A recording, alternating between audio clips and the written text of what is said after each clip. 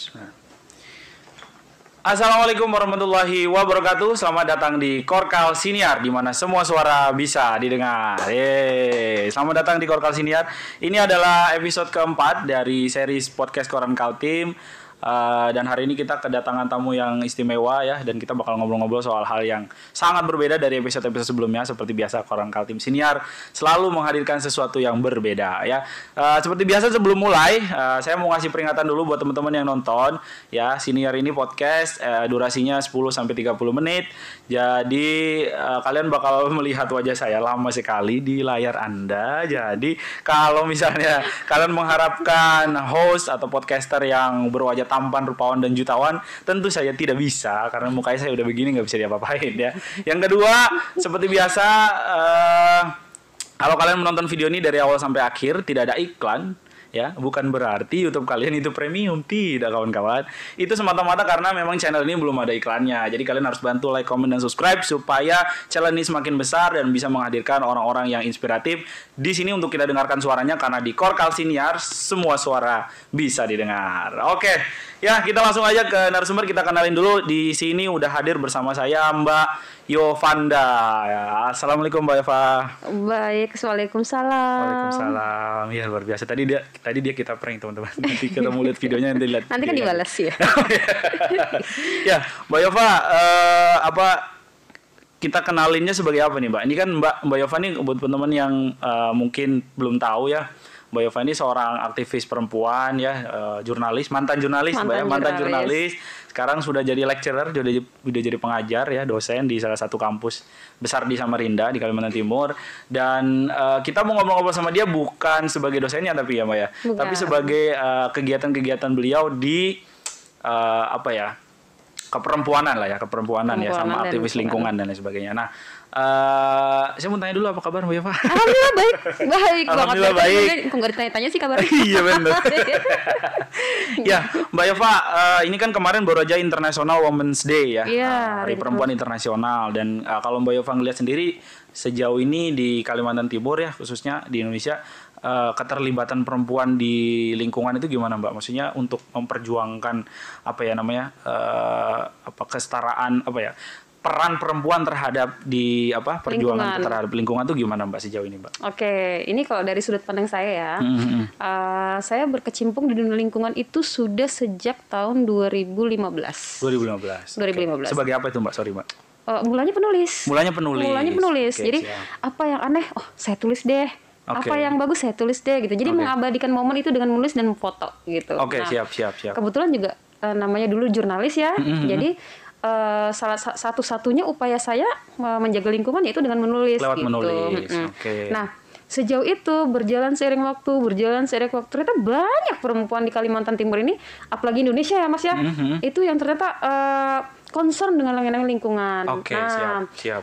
Mungkin kebanyakan dari perempuan zaman sekarang itu saking pinternya gitu ya, jarang terkenal dari sisi lingkungan, tapi lebih pada sisi-sisi yang lain. Oke, misalnya apa itu Mbak? Contoh kalau misalnya nih saya punya teman ya, dia aktif menulis soal harimau. Khusus harimau. Oke, dia sangat mencintai harimau gitu. Tapi saya lebih kenal dia sebagai dosen gitu. Oh gitu. Siap. Oke, saya bilang oke, kalau gitu saya akan tetap concern dengan lingkungan yang saya suka, dengan lingkungan saya cintai, apalagi di Kalimantan Timur dengan tulisan. Jadi saya sampai detik ini saya nggak berhenti menulis, Mas. Oke, siap. Itu kemudian tulisan itu apa Mbak? Bentuk kontribusinya itu apakah dipublikasi di media atau gimana Mbak? Banyak hal yang bisa saya tempuh. Saya juga pernah ini dalam proyek yang bikin buku tentang lingkungan. Oke, wah mantap. Jadi selain dari berita, saya nulis di blog, saya nulis juga banyak di platform media yang bisa dikirim. Siap. Dan sekarang proyeknya buku gitu. Oke, menarik ya teman-teman ya. Ini Mbak Yova ini sebenarnya saya kenal secara pribadi ya. Beliau ini senior saya lah, jurnalis saya. Saya panggil dia Umi malah karena selain beliau lebih tua dari saya pasti ya. Beliau juga seorang ibu dan seorang dosen di salah satu kampus yang maksudnya dengan aktivitas sepadat itu gitu masih bisa menyempatkan diri menulis untuk aktivitas lingkungan. Mbak, kalau tadi kan temannya fokus di harimau. Kalau Mbak sendiri apa Mbak yang lebih spesifik, Mbak? karena posisi kita di Kalimantan Timur, jadi saya lebih spesifik pada Satwa Langka di Kalimantan Timur, juga lingkungan di Kalimantan Timur. Oke, Misalnya, siap. Dulu saya pernah fokus, saya meneliti orangutan deh. Orangutan, oke, menarik. Ya. Makin kesini ternyata saya juga jatuh cinta dengan yang namanya badak. Oh, ada badak di Kalimantan Timur, Ada. Mbak, ya? Wow. Lu kagak tahu pasti kan. Itu kagak tahu kan, Bang. Kalian kagak tahu kalau di mana Mbak di badak di Kaltim itu, Mbak? Badak di Kaltim itu udah di Kutai Barat. Di Kutai Barat. Bahkan oke. sekarang kita udah ini loh Mas, kita udah punya sanktuarinya, kita udah punya tempatnya ini. penangkaran semacam Penangkarannya gitu dia. ya. Oh, luar biasa. Udah ada 2 badak yang udah tangkep, satunya udah di penangkaran, satunya Mm-hmm. lagi masih di tempat asal. Jadi tetap dipantau. Oh gitu, siap. Badak itu apa bedanya dengan badak yang ada di Sumatera misalnya atau badak di tempat lain? Oke, ini menarik. Saya jelaskan nih. Saya pernah dulu dengar cerita ya. Kalau antara Sumatera dengan Kalimantan itu satu daratan. Dulunya. Oke. Oke. Nah, ini saya masih bertanya-tanya, masa iya sih gitu. Saya cari bukunya, tapi suatu ketika saya pernah ngobrol santai sih ya dengan kepala BKSDA. Oke. Apa yang dimiliki oleh Sumatera kita juga punya. Oke, karena ada dulu riwayat itu ya. Oke, siap. Tapi contohnya nih kayak badak Sumatera dengan badak di Kalimantan. Nah, badak Sumatera itu gede. Oke. Culanya ada 2. Oke. Kita juga iya. Sama persis. Sama. Besarnya sama. Nah, bedanya di besarnya. Oke, Kita karena lebih imut, lebih kecil. Lebih kecil. Oke, menarik, lebih imut menarik. gitu. Jadi Kalimantan ternyata bukan cuman ada pesut aja Mbak ya. Ternyata ada juga badak. Wah, ini menarik. Berarti Kalimantan itu asli, Kaltim itu asli karena ada badaknya. Waduh, jokes apa ini? Istimewa. Iya. Mbak tadi juga sempat menyinggung soal orangutan nih Mbak. Saya menarik. Saya pernah dengar cerita kalau interaksi dengan orangutan itu kan kadang-kadang tidak mudah gitu ya, karena harus harus orang-orang didampingi sama ahlinya, dan sering banget saya lihat berita itu misalnya orang-orang yang konservator yang lepas liarkan orangutan. Nah, menurut Mbak sendiri upaya-upaya yang dilakukan itu udah cukup maksimal belum sih Mbak? Karena kan kalau saya lihat nih dari berita-berita yang saya baca, justru tempat tinggal mereka makin kecil gitu kan, karena banyak lahan sawit dan lain sebagainya. Terus kalau misalnya mereka nih yang udah dilatih dan sebagainya terus dikembalikan ke hutan, tapi ujung-ujungnya hutannya ditebang lagi, kasihan dong. Gimana dong menurut Mbak? Nah, itu yang harus diluruskan tuh Mas. Jadi gini, saya punya banyak organisasi yang memang menyelamatkan orangutan. Okay. Contohnya di BOS, Borneo Orangutan Survival yang di Samboja, sama COP. Oke. Jadi ini proteknya memang khusus untuk orangutan gitu. Dulu saya pernah berpikir juga loh, di hutan konfliknya sama manusia gitu. Karena lebih aman kayaknya dikandangin gitu ya. Ternyata saya salah banget. Oke. Orangutan pure rumahnya di hutan. Harus di hutan. Biar bagaimanapun kembalikan dia ke hutan, ke alamnya gitu, ke habitatnya. Karena memang dengan bantuan dia kita bisa hidup gitu.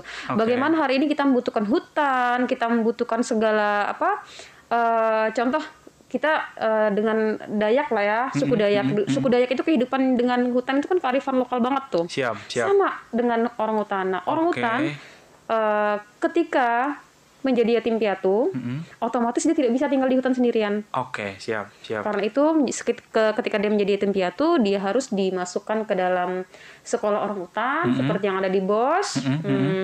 Di sini dilatih dengan petugas khusus ya Mas ya, dia tetap dijadikan liar kembali gitu. Oke, jadi diajarin cara-cara bertahan hidup di hutan lagi. Oke. Manjat, makan, mencari pakan yang susah gitu. Di sana pelajarannya gitu. Oke, kalau Mbak sendiri nih sebagai sebagai salah satu orang yang peduli terhadap kelestarian mereka gitu Mbak. Kalau selain menulis deh Mbak, kegiatan apa kira-kira yang sebenarnya bisa dilakukan oleh teman-teman yang semua masyarakat di Kalimantan Timur atau bukan di seluruh Indonesia gitu, untuk misalnya ikut berkontribusi. Gimana caranya biar kita bisa ikut kontribusi supaya orangutan itu tetap ada dan tetap ada di hutan? Sederhana sekali sebenarnya Mas, jaga hutan ya. Oke. Jadi gini, ketika hari ini kita sibuk dengan masalah illegal logging, pertambangan, persawitan misalnya ya, pikirkanlah sedikit. Kita harus menyimpan, kita harus menyisakan gitu. Oh iya, nanti orangutan ini kemana? Oke, siap. Nanti tanpa dia kita juga hutan-hutan ini kan juga tidak akan berkembang. Bagaimana dia di hutan, dia membantu kita menanam pohon yang baru, Oke, dia benar-benar secara tidak langsung ya. secara tidak langsung pakan-pakan itu menjadi bibit-bibit pohon yang baru. Oke. Dan kita sangat membutuhkan udara dari situ kan. Oke, siap. Itu. Mbak, ini kalau selama 2015 sampai sekarang momen apa kira-kira Mbak yang paling diingat atau paling paling monumental gitu selama mungkin menemani teman-teman dari konservator orangutan, badak atau yang lainnya, Mbak? Momen yang paling diingat? Momen yang paling diingat itu ketika saya berdekatan dengan mereka. Oke. Mereka nih siapa, Mbak? Orangutan dan badak. Orangutan dan badak. Oke, Iya. siap. Nah, kalau orangutan dulu ya, misalnya orangutan ini berapa kali sudah saya ikut untuk pelepas liaran. Oke. Tempatnya jauh banget gitu kan. Sesekali ada yang nanya gitu. Ngapain sih lu jauh-jauh ngikut gitu bener. doang? Lu nggak capek lu gitu kan? Ngapain gitu kan? Iya. Setelah dipikir-pikir, ini bukan hanya pekerjaan amal gitu, tapi saya harus lihat bagaimana sih polanya. Oke. Apakah benar orang hutan ini sangat diistimewakan sampai seperti ini gitu. Nah, saya sampai ke yang namanya di hutan Kehji Sewen. Itu jauh sekali itu. Di mana itu, Mbak? Kita masuk ke Kutim, sampai Timur, Kutim kita masuk lagi ke Morowah, masuk lagi hutannya gitu kan. Pokoknya jauh lah ya. Terus saya juga menggunakan transportasi yang tidak biasa. Udah pernah belum lihat mobil high tech gitu kan? Yang pintunya nggak ada gitu. Waduh. Dia udah modifikasi gitu Mbak ya mobilnya ya? Enggak. Memang rusak aja.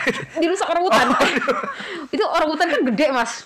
Jadi dia bisa kalau dia marah, itu pintu mobil dia tarik, itu bisa dia hantam-hantam, itu tandanya dia marah. Wadah. Dan saya pernah melihat kemarahan dia gitu. Wow. Mobil ya? Oh, itu gitu kan. Itu mobil ya? Mobil itu apalagi kalau manusia gitu ya. Wadah. Nah, terus ini orang konservasi menerangkan bahwa it's okay. Jangan takut. Kita kesini tujuan kita adalah menyelamatkan hidup mereka dan mereka tahu, mereka sadar banget gitu. Siap. Nah dari situ saya tuh belajar, Mas. Oh ternyata begini cara kita memperlakukan satwa langka. Oke, siap. Mereka tetap biar bagaimanapun mereka tetap punya ketakutan ketika berhadapan dengan manusia. Konflik manusia dan satwa langka itu pasti ada. Oke. Nah, jadi mereka setiap melihat manusia ada ketakutan kalau rumah gue diambil mau nih, dirusakin, gue bakal dibunuh nih, gitu. Nah, jadi mereka berontak duluan gitu ya. Jadi tapi di tempat konservasi kita udah tahu, kita belajar dengan otodidak bagaimana caranya memperlakukan satwa sampai mereka percaya gitu. Dia datang kemari untuk saya. Gitu. Siap. Menarik.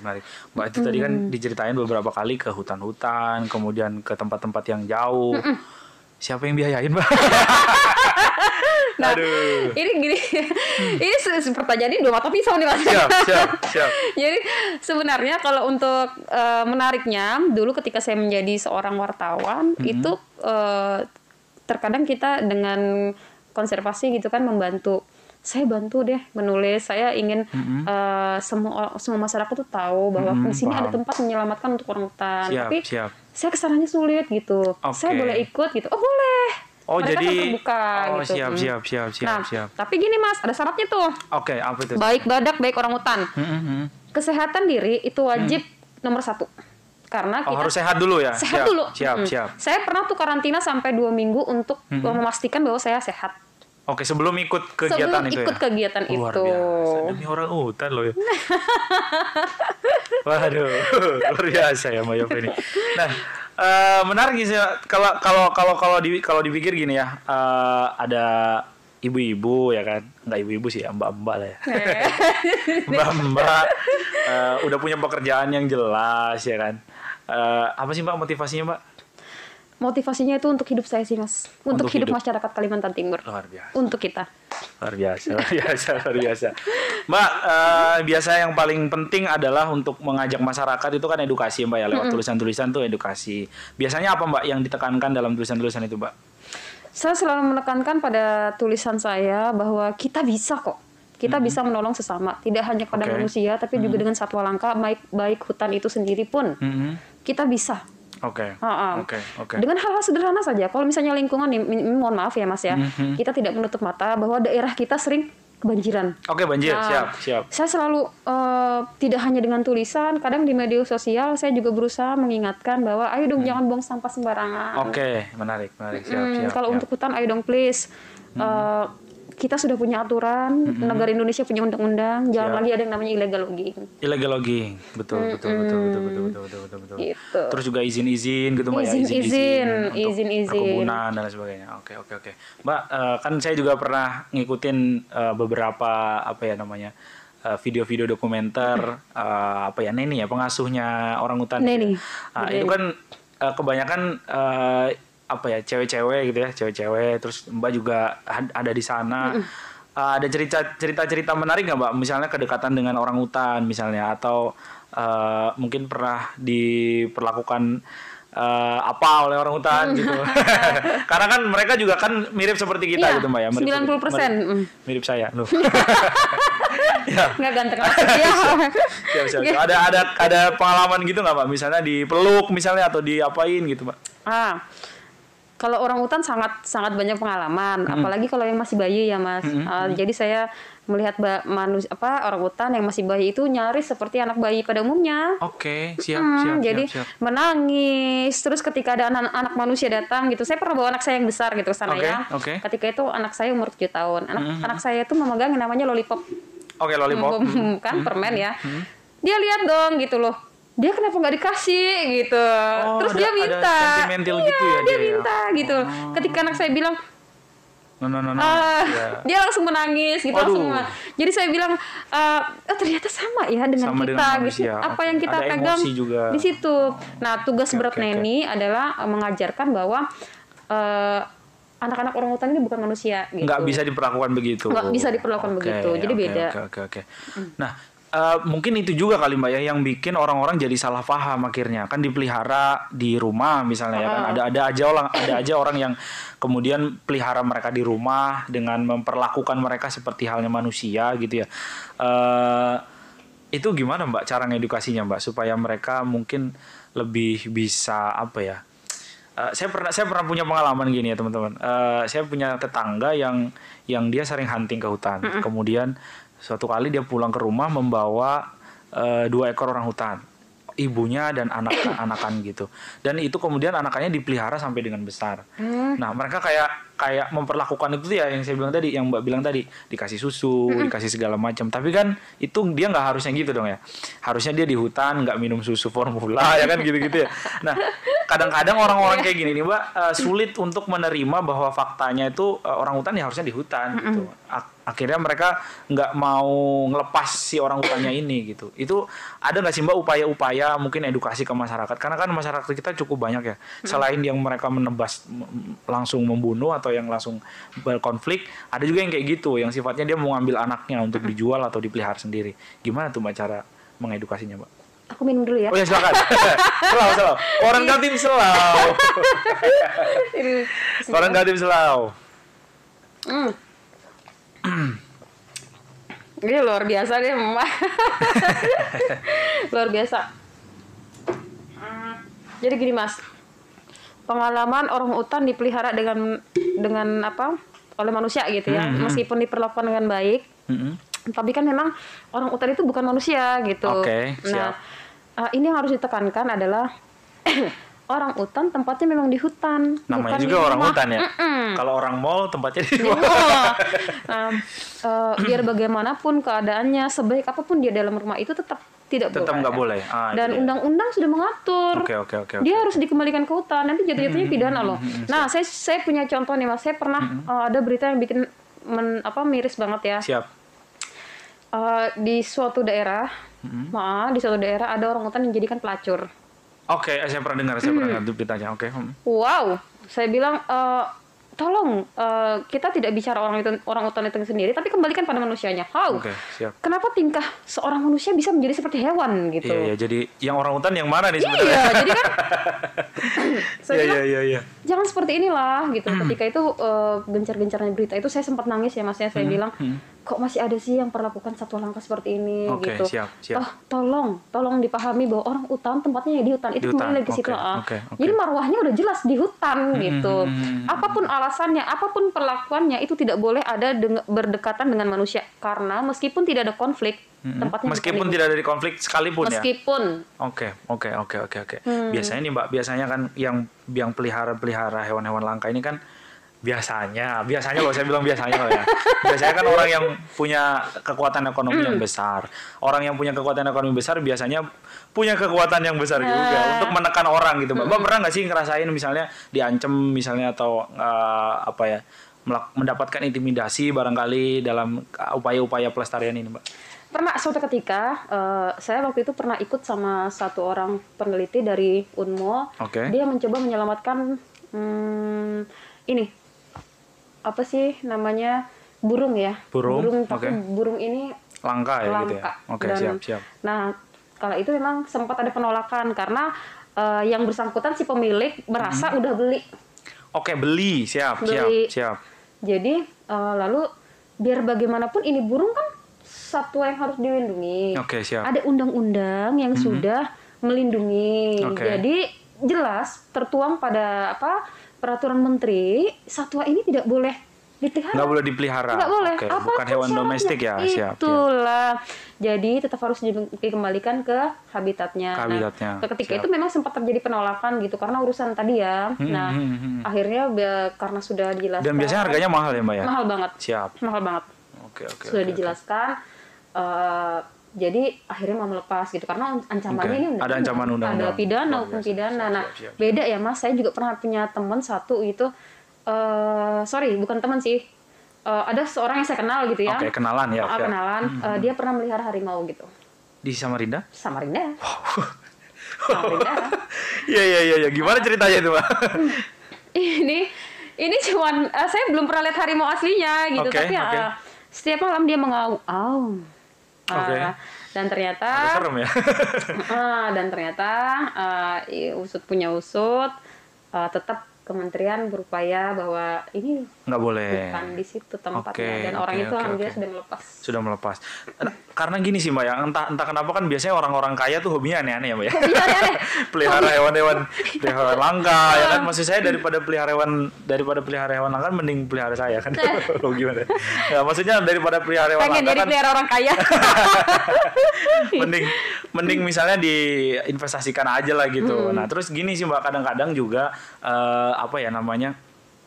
orang yang kadung sayang tuh, Mbak. Nah, saya pernah punya tetangga gitulah yang katanya udah terlanjur sayang sama hewannya, sama satwanya, misalnya orang hutan lah gitu.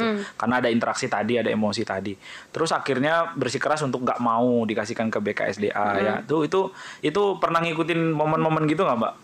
Kalau yang terlanjur sayang sih banyak Mas, semua orang terlanjur sayang, bahkan ada yang sampai nekat ke kementerian untuk mengurus izin. Wow, siap. Tapi tetap kalau memang ini sudah masuk dalam satwa langka yang masuk dalam harus dilindungi. Itu kan ada step-stepnya tuh. Ini rank berapa gitu ya. Jadi apalagi kalau sudah appendix 1 ya, kalau sudah appendix 1 itu nyaris tidak boleh sama sekali. Oke. Nah, dia pernah ngurus izin gitu, tapi dengan alasan bahwa saya sayang dan saya akan berjanji melakukan menjaga dia seperti saya menjaga diri saya. Nggak bisa ya? Tetap nggak bisa ya? Tetap nggak bisa. Tolong maksudnya kita sebagai warga negara yang baik, ya ikuti aturannya. Ikuti aturan, bener. Kalau mau jaga gitu jaga pasangannya. Ya, benar. Wah, saya balik lagi ngomongin ke badak nih. Agak loncat-loncat nih ngomongnya. Apa. Pernah lihat penampakannya langsung, Mbak, untuk badak di Kutai Barat? Penampakan badak Kutai Barat belum. Belum pernah. Saya pernah berusaha karena memang sulit ya untuk jumlah badak itu sangat sedikit sekali, Mas. Di Kalimantan Timur ini prediksinya itu cuma 12. Prediksi. Se-Kalimantan Timur. Atau se-Kalimantan bahkan. Waduh. Kalimantan. Nah, cuma 12 ya. Cuma 12. Siap. Ketakutan kementerian bagaimana kalau misalnya kita terlalu dekat, ini masih ada orang yang berburu. Oke, untuk apa ya kayak gitu, Mbak, biasanya, Mbak ya? Badak adalah satwa peninggalan dari zaman Purbakala. Okay. Bagaimana istimewanya satwa ini gitu kan. Saya kalau ngeliat dia tuh, saya nggak bisa. Kayak ketemu Lee Min Ho ya. Lebih lah dari Lee Min Ho. Lebih dari Lee Min Ho. Iya. Saya bahkan waktu itu pernah saya tugas waktu presiden mau datang ke Kalimantan Timur, saya tinggalkan demi Ke Badak. Luar biasa. Pak Jokowi kalah sama Badak. Enggak, Bapak sumpah enggak. Saya enggak sama Bapak ya.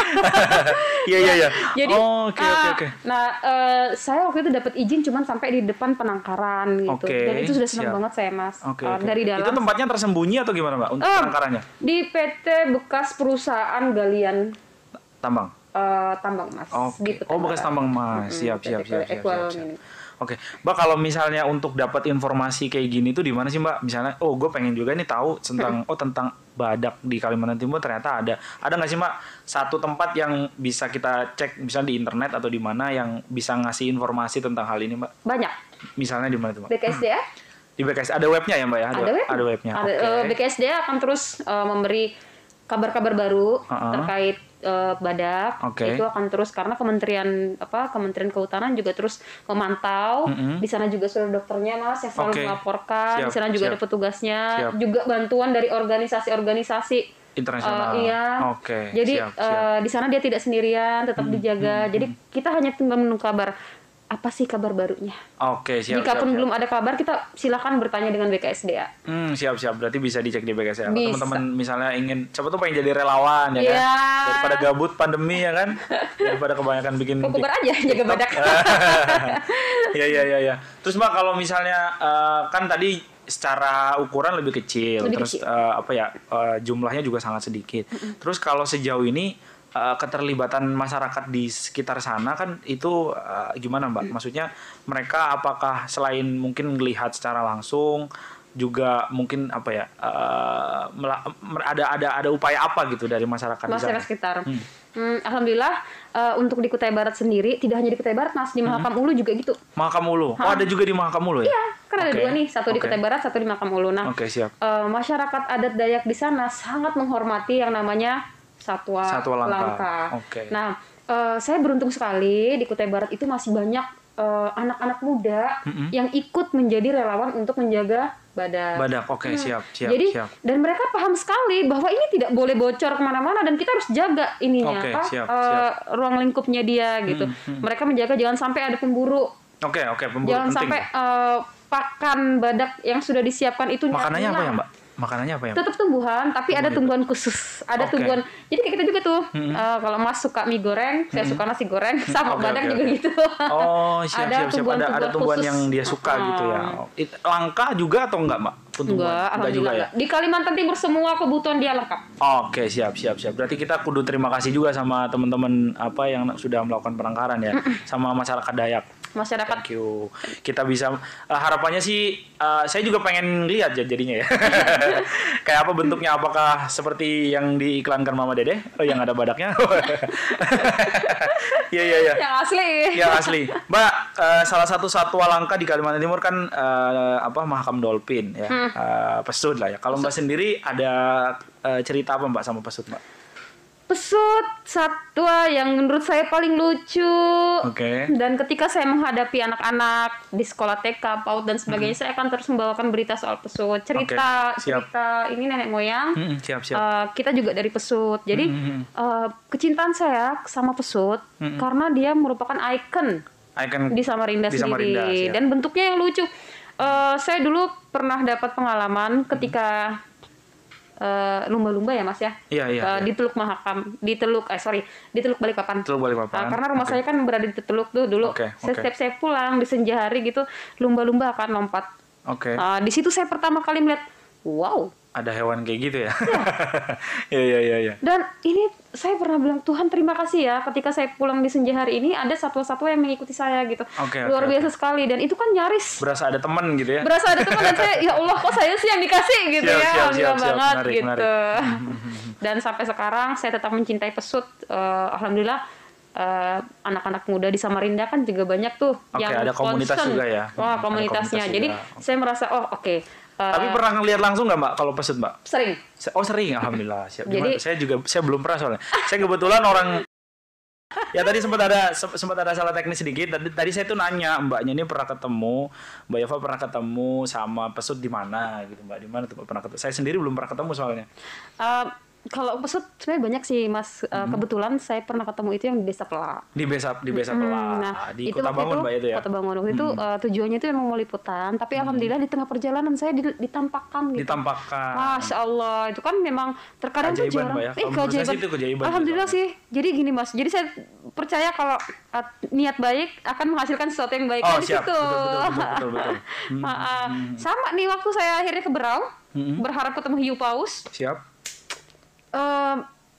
Seorang-orang di sana bilang ini akan jarang sekali ketemu. Sulit lah gitu ya. Tapi insya Allah saya bilang ketika niat saya bagus, niat saya tujuannya untuk konservasi dan saya ingin melindungi, maka Akhirnya ketemu. muncullah dia. Oh, luar biasa. Siap. Menarik pengalaman Mbak ini ya. Sebenarnya saya pengen ngobrol lebih panjang lagi, tapi karena biasa nanti kalian bosen lah. Nanti kita di another change lah ya, video selanjutnya lah ya. Saya mau ngomong terima kasih dulu buat Mbak Yova udah mau jauh-jauh datang ke sini, jauh loh rumah beliau loh di ibu kota Loa Bakung loh. Ini jangan Jakarta loh, saya dari Jakarta loh. Dari ibu kota. Iya. Ya, terima kasih teman-teman sudah nonton dari awal sampai akhir. Jangan lupa like, comment, dan subscribe supaya video ini semakin besar. Korkal Siniar ini bisa menghadirkan orang-orang yang inspiratif, edukatif, dan juga menghibur lah ya. Terima kasih sekali lagi Mbak Yova sudah mau datang ke sini dan berbagi cerita soal banyak sekali hal-hal menarik tentang kegiatan konservasi lingkungan. Terima kasih. Nama saya Rusdi pamit. Assalamualaikum warahmatullahi wabarakatuh. Waalaikumsalam warahmatullahi wabarakatuh. Oke. Magic. Wih, luar biasa.